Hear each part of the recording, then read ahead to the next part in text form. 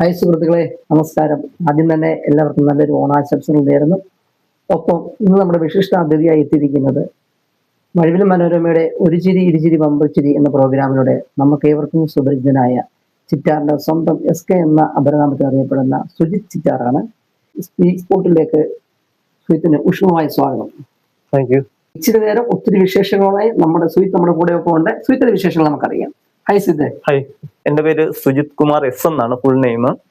അപ്പം നമ്മുടെ നാട്ടിൽ തന്നെ എന്റെ വീട് ചിറ്റാറ് ബെഞ്ചോൺ പാറയ്ക്കും മീൻകുഴിക്കും സെൻട്രലായിട്ട് വരും. അപ്പം നമുക്ക് രണ്ട് സ്ഥലങ്ങളെയും ഉപേക്ഷിക്കാൻ പറ്റത്തില്ല, രണ്ടും നമ്മുടെ ആൾക്കാർ തന്നെയാണ്. അതുകൊണ്ട് അങ്ങനെ പറഞ്ഞത്.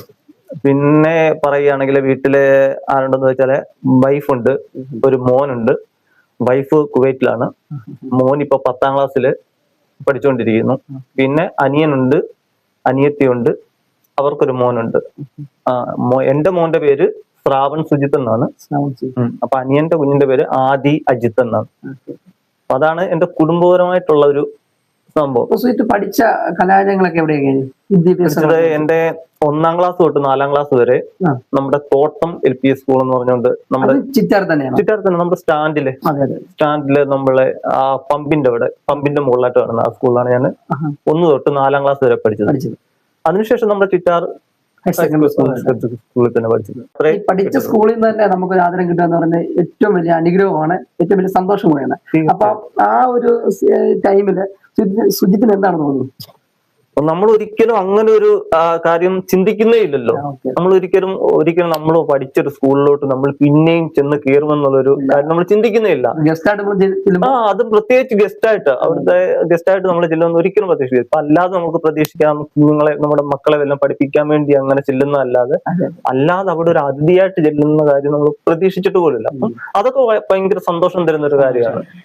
ഞങ്ങളുടെ എഡ്യൂക്കേഷന്റെ പ്രേക്ഷകർക്ക് വേണ്ടി സുജിത്തിന്റെ ഭാഗം ഒരു 4 വരി പാട്ട് ഞാൻ കേട്ടിട്ടുണ്ട്. സുജിത്ത് പാടുന്നു കേട്ടിട്ടുണ്ട്. ഞാൻ പാടുന്നു. എങ്ങനാണെങ്കിലേ നമുക്ക് ഓക്കെ.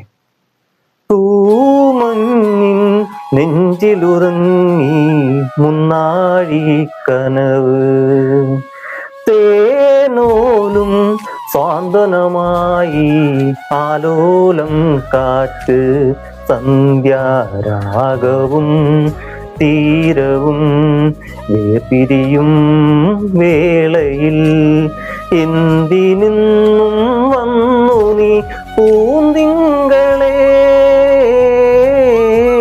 തൂവഞ്ഞിൻ നെഞ്ചിലുറങ്ങി മുന്നാഴി കനവ്. അപ്പം ഞങ്ങളുടെ പ്രേക്ഷകർക്ക് വേണ്ടി എനിക്ക് വേണ്ടിയും പാടി തന്നതിന് ഏറ്റവും വലിയ ബിഗ് താങ്ക്സ് പറയുന്നു. വീണ്ടും നമുക്ക് വിശേഷങ്ങളിലേക്ക് വരാം. അപ്പൊ തന്നെ നമ്മളെ എത്ര വർഷമായി കാണും ഈ ഫീൽഡിലേക്ക് ഇറങ്ങിയിട്ട്, അല്ലെങ്കിൽ മനസ്സിലിങ്ങനെ ഒരു ആഗ്രഹമായിട്ട്? ഇപ്പൊ ഒരു 2.5 വർഷത്തോളം. 2.5 വർഷത്തെ കഠിനാധ്വാനം കൊണ്ടാണ് ഈ ഒരു നില വരെ എത്തിയിരിക്കുന്നത്. ഞാൻ പലപ്പോഴായിട്ട് സുജിത്തിന്റെ ഫേസ്ബുക്ക് പേജുകളൊക്കെ ശ്രദ്ധിക്കാറുണ്ട്, പലവിധമായ വീഡിയോകളൊക്കെ വരാറുണ്ട്. അപ്പം എങ്ങനെയാണ് ഇങ്ങനെ ഒരു അറ്റംപ്റ്റ് തുടങ്ങിയത്? അതാണ് പറഞ്ഞത്, അതിന്റെ ഏറ്റവും വലിയ കൊറോണ കാലത്താണ് ഇങ്ങനെ ഒരു സംഭവം ചെയ്യുന്നത്. കാരണം വെച്ചാൽ അതിനു മുമ്പ് വരെ ഈ SK എന്നുള്ളൊരു ഇതുണ്ടല്ലോ, ആ ഒരു ഷോർട്ട് നെയിം തന്നെ ഞാൻ ഇട്ടത് എഴുതും. അന്ന് തൊട്ട് ഈ കവിത, കഥ, നാടകം ഇങ്ങനെയുള്ള കാര്യങ്ങൾ എഴുതുക, ഇങ്ങനെയുള്ള വലിയൊരു കലാസൃഷ്ടിയാണ്.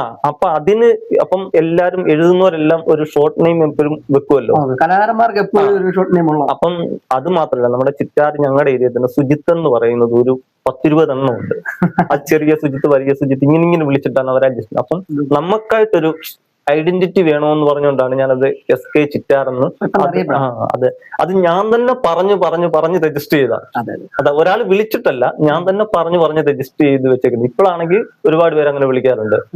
അപ്പൊ അങ്ങനെ എഴുത്തിലൂടെയാണ് വന്നത്. അപ്പം ഈ കൊറോണ സമയത്ത് വെറുതെ ഇരുന്നപ്പം ടിക്ടോക്ക് സ്ഥിരമായിട്ട് കാണുമായിരുന്നല്ലോ, എന്തെങ്കിലും ഇത് വേണ്ടായോ.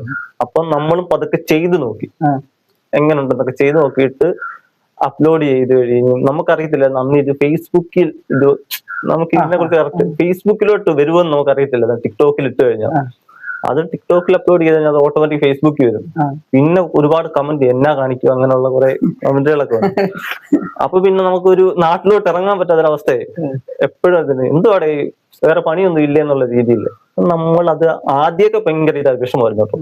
അപ്പം പിന്നീട് നമുക്കിതൊരു ഒന്നുമല്ല, നമ്മളല്ലേ നമ്മൾ ചെയ്യുന്നത്. കാര്യം വെക്കേണ്ട ആവശ്യമില്ല. പിന്നീട് ഞാൻ ഈ പറയുന്നവരോട് പറഞ്ഞു, നിങ്ങൾ നമ്മൾ ചെല്ലുന്നുണ്ട് പറയും വരുന്നുണ്ട്, ഞാൻ പറഞ്ഞു നിങ്ങളുടെ ഒരു 10 മിനിറ്റ് അല്ലെ 5 മിനിറ്റ് എന്നെ കുറിച്ച് പറയാൻ നിങ്ങൾ എടുക്കുന്നുണ്ടല്ലോ, അത് തന്നെ എന്റെ വിജയം.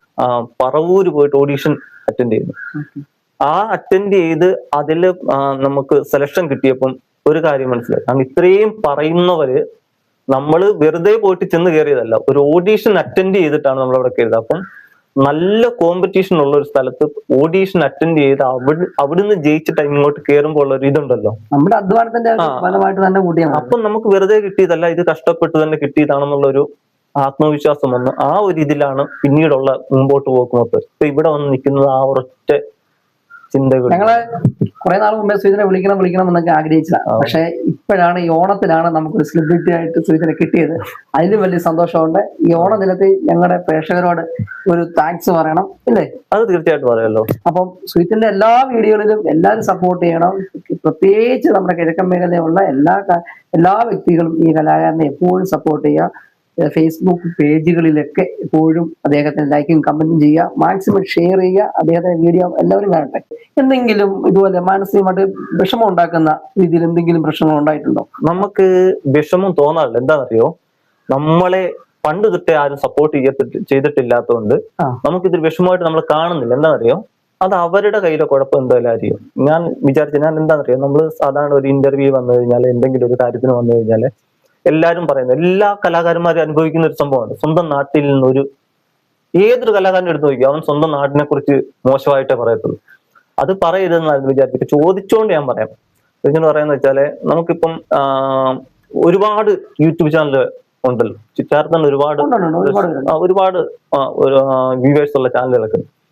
ഒരു ചെറിയ ഒരു പാമ്പിനെ കണ്ടാലോ വരെ വീഡിയോ ഇടും. മനസ്സിലായോ? പാമ്പിനെ ബ്ലോഗർമാരുടെ തിക്കും തിരക്കോ. മുന്നോട്ടുള്ള ഈ കലാജീവിതത്തിൽ അടുത്ത സ്റ്റെപ്പ് എന്താ? അടുത്ത സ്റ്റെപ്പ് ഇപ്പം നമ്മൾ ഇപ്പം മഴവിൽ മനോരമയുടെ ഒരു പ്രത്യേകത എന്ന് പറഞ്ഞാൽ, നമ്മൾ എന്ത് ചെയ്യണമെങ്കിൽ നമ്മൾ വീഡിയോ അയച്ചു കൊടുത്തോണ്ടിരിക്കണം. നമ്മൾ അവിടെ എത്ര എക്സ്പീരിയൻസ് ഉള്ള ആൾക്കാരാണെങ്കിലും ഓരോ പ്രാവശ്യം നമ്മൾ വീഡിയോ അയച്ചു കൊടുക്കും. നമ്മൾ ചെയ്യാൻ എന്താണ് പോകുന്നത് ആ വീഡിയോ അവർക്ക് അയച്ചു കൊടുക്കണം. ചെയ്തിട്ട് തന്നെ അയച്ചു കൊടുക്കണം. എങ്കിലേ അവർക്ക് അതിൻ്റെ അകത്ത് ഓരോ ഇത് വേണോ, ഈ വീഡിയോ ഇവിടെ വേണോ, അല്ലെങ്കിൽ ഈ ഒരു കണ്ടന്റ് ഇവിടെ പറ്റുന്നതാണോ എന്നൊക്കെ നമ്മളോട് പറയും. അല്ലെങ്കിൽ എന്തെങ്കിലും തിരുത്തുണ്ടെങ്കിൽ അവർ പറയും. എന്നിട്ടാണ് നമ്മൾ അങ്ങോട്ട് ചെല്ലുന്നത്. ഇപ്പൊ ഞാൻ വീഡിയോ അയച്ചിട്ട് വെയിറ്റ് ചെയ്യാണ്. ഓരോ വട്ടം പേരിനെ അന്വേഷിച്ചാണ് ഇപ്പം കേൾക്കുന്നത് കൊല്ലത്താണ്. ആർക്കെങ്കിലും ഫ്യൂച്ചറിലൂടെ പേരായിട്ട് കളിക്കാൻ താല്പര്യമുള്ളവർ കോൺടാക്ട് ചെയ്താൽ മതി. സ്വീറ്റ് ഓക്കെയാണ്. പിന്നെ തീർച്ചയായിട്ടും ഈ മിനി സ്ക്രീനിൽ നിന്ന് ബിഗ് സ്ക്രീനിലേക്ക് എത്തുന്നത് വരെ നമ്മൾ സ്വീറ്റോടൊപ്പം ഉണ്ടാവും. നമ്മുടെ AD ക്രിയേഷന്റെ പ്രേക്ഷകർക്കെല്ലാം എന്റെ ഹൃദയം നിറഞ്ഞ ഓണാശംസകൾ നേരുന്നു. ഒത്തിരി തിരക്കിനിടയിലും ഈ അല്പവിശേഷങ്ങളുമായി നമ്മുടെ ഈ ഓണത്തിന് നമുക്ക് ഗസ്റ്റ് ആയിട്ട് വന്നിരിക്കുന്നത് സ്വീറ്റിനോടുള്ള നന്ദി സ്നേഹം അറിയിക്കുന്നു. ഒപ്പം തന്നെ നമ്മുടെ ചാനലിന്റെ ചെറിയൊരു ഉപഹാരം കൊടുക്കുന്നുണ്ട്. അപ്പം അതിലേക്ക് കിടക്കാം.